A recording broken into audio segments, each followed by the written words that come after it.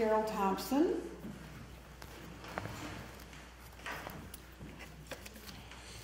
Was going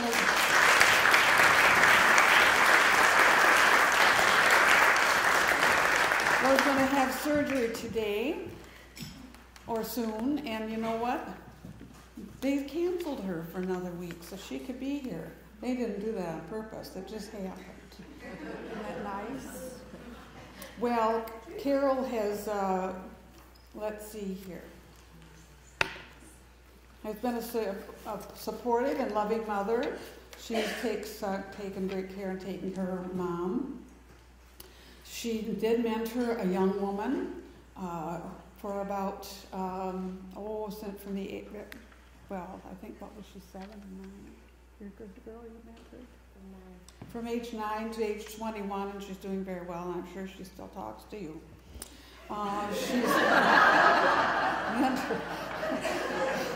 She's mentored several other students, and she's been a member of a local graphonologist group and editor of the state newsletter, and she's been a board member of the Equesters. She writes a monthly letter, news column actually, for our Norton Lakeshore Examiner. She's been a member of the Women's Club since 2001 and is, of course, chair of the bylaws revision. And she's a member of Women Who Care and of the Congregational Church. And she's in the choir and does other kinds of things. For over 30 years, she taught at the Muskegon Community College, and she's earned 4 degrees. And that's no small undertaking.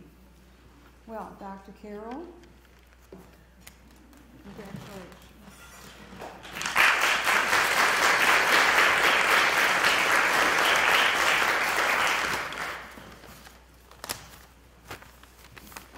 I would like to express my profound appreciation to Ruth Carr, who nominated me, and to the committee who selected me for one of the Women of Accomplishment Awards. I am deeply grateful and humbled by having been chosen.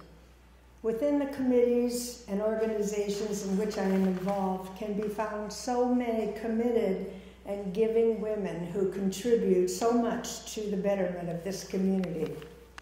The Greater Muskegon Women's Club, of which I have been privileged to serve for more than 10 years, has worked tirelessly to raise funds for the preservation of this historic building and to provide scholarship philanthropy for the Greater Muskegon community. Our Group 8 of the Greater Muskegon Service League has recently adopted a pre-K class at Moon School and has agreed to provide both classroom supplies, needs of specific students, and one-on-one mentoring for the children. At last Tuesday's meeting of Women Who Care, we gave over $25,000 to Pathfinders, an organization associated with Temple United Methodist Church. In my teaching career, which began with teaching a split K-1 classroom and culminated in teaching at the college and university levels, there were many opportunities for mentoring and for service. Teaching is a calling, and it should be noted that teachers are rarely acknowledged or recognized for their efforts that go far beyond the classroom.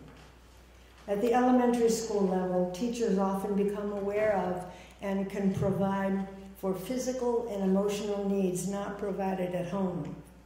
At the college level, non-traditional students, that is, students over the typical age of 18 to 20, have special needs for mentoring as they struggle with raising a family, holding down a job, and simultaneously trying to acquire an education. Having been a non-traditional student myself, I empathize with and try to aid them in their struggles to negotiate the system. I mentioned the concept of mentoring in the context of service organizations and of teaching, but the need and importance of mentoring goes even further. There are children who need help. There are those pre-adults who may need a different model than they have experienced in their lives, and there are adults who can benefit from a varied social and psychological perspective. Mentoring, in many cases, is a moral imperative. There are so many needs in this community and far too few resources. Funds for schools and social service agencies have been cut to the marrow. I encourage each of you to become involved in a service agency, your neighborhood school, or your place of worship. Give of your talent and your time.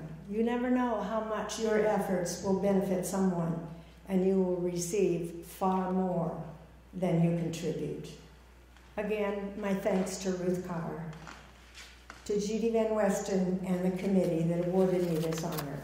I am very grateful.